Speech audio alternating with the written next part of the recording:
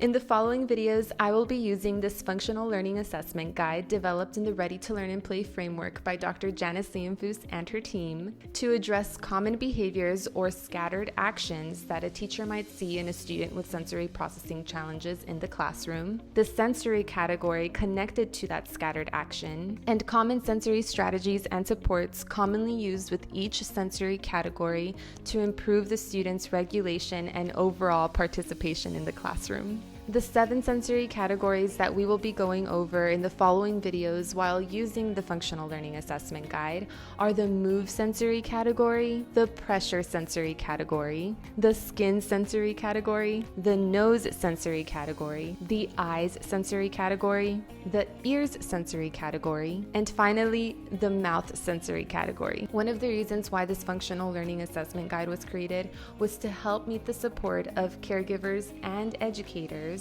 who may or may not understand what sensory clues or behaviors are, or what an individual with sensory processing challenges is trying to convey as far as what their sensory needs are at that moment. An example of how this functional learning assessment guide will be used in the following videos is as follows. First, I will give a list of common scattered actions or behaviors that I observed in classrooms with students who have sensory processing challenges, such as when a child is covering their ears, this is a clue that we need to look at the ear sensory category. The teacher can then prompt the student to try a sensory strategy or support in the ear category, such as earmuffs, to assist them in maintaining an optimal arousal level in the classroom. The following videos will also explain why a student might exhibit these scattered actions or behaviors and how it can impact their performance or productivity in the classroom. Again, we all have this sensory processing skill to receive and interpret sensory stimuli from the external environment. But children with sensory processing challenges are challenged with this skill and find it difficult to exhibit appropriate responses with others in their environment. Now, let's get started.